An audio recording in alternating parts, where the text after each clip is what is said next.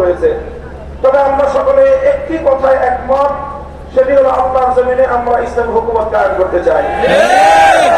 এই এক কথার ভিত্তিতে এটাই হোক আমাদের আগামী দিনের রাজনৈতিক ঐক্যের বুনিয়াদ। যারা যারা আল্লাহর জমিনে কোরআনী শাসন কায়েম করতে চায়, তারা আমরা আগামী দিনে একটি ব্যালট বাক্স নিয়ে জাতির সামনে আমরা এক মঞ্চে হাজির হব। আমি মনে করি বাংলাদেশে অনেকগুলো ইসলামিক মহল থাকলেও বাংলাদেশে ধর্মীয় এবং ইসলামী সেক্টর কিয়াদত ওলামায়ে দেওবন্দের হাতে। এটার মধ্যে কোনো ধরনের দ্বিমত অথবা কোনো সংশয়ের কোনো অবকাশ নেই। বাংলাদেশে যদি 4 লক্ষ মসজিদ থাকে, 3.5 লক্ষ মসজিদের ইমামতের এবং মেম্বারের দায়িত্ব ওলামায়ে দেওবন্দের হাতে। কাজেই ধর্মীয় সকল অঙ্গনগুলোকে ঐক্যবদ্ধ করার ঐতিহাসিক দায়িত্ব ওলামায়ে দেওবন্দের কাছে। আর এ কথা অস্বীকার করার কোনো উপায় নেই। দেওবন্দি ওলামায়ে কেরামের সাথে সংশ্লিষ্ট যতগুলো রাজনৈতিক সংগঠন রয়েছে, তার মধ্যে সর্ববৃহৎ রাজনৈতিক সংগঠন ইসলামী আন্দোলন বাংলাদেশ।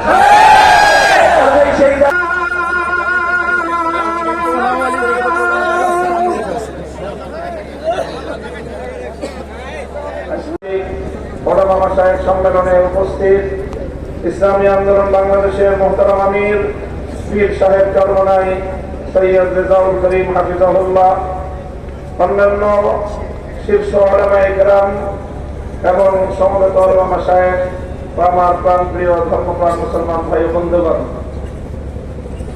সংক্ষিপ্ত পরিসরে কয়েকটি কথা।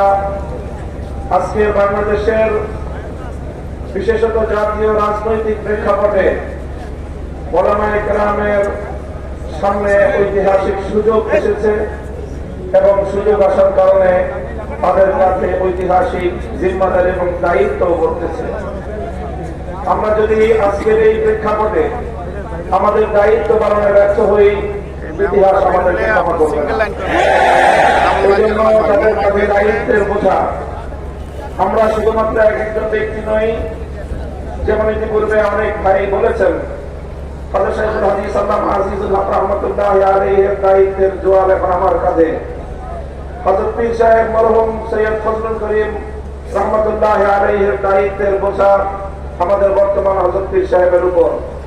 মুফতি ফজলুল হক আমিনী রাহমাতুল্লাহ আলাইহি সহ আকাবিরদের দায়িত্বের বোঝা আমাদের ভাই মাওলানা মুফতি সাখাওয়াত হোসেন রাজির কাঁধে।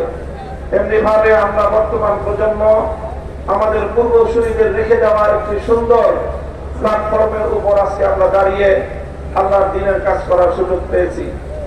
কাজে এই জায়গা থেকে আজকের এই জাতিকে যদি আমরা নেতৃত্ব দিতে, যথাযথ দিক নির্দেশনা দিতে যদি আমরা ব্যর্থ হই, তাহলে আমাদেরকে অনেক বড় মাসুল গুনতে হবে, দুনিয়াতেও এবং আখিরাতেও।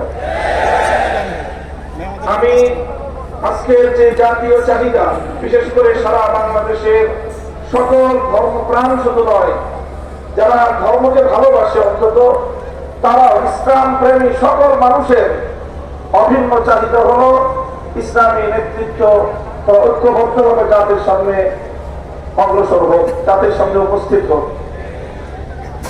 আমি আমার দীর্ঘ যে পর্যবেক্ষণ বাংলাদেশের ধর্মীয় এবং রাজনৈতিক অঙ্গন নিয়ে, সেটা আমি দেখি যে বাংলাদেশে আমরা আলহামদুলিল্লাহ ইসলামিক দৃষ্টিকোণ থেকে আমাদের পার্শ্ববর্তী উপমহাদেশের অন্যান্য দেশের তুলনায় আমরা অনেক সহনশীল একটি জায়গায় রয়েছি।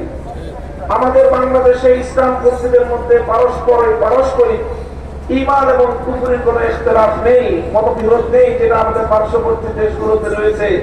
সেখানে শিয়া সুন্নির মতো জটিল বিরোধ রয়েছে।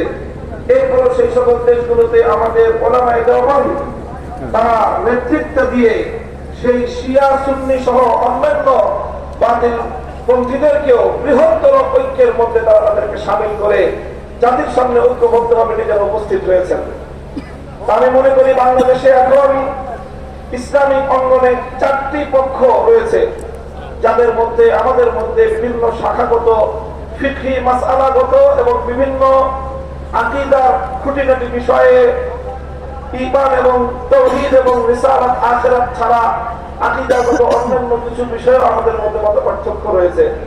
তবে আমরা সকলে একটি কথায় একমত, সেটি হলো আল্লাহর জমিনে আমরা ইসলাম হুকুমত কায়েম করতে চাই।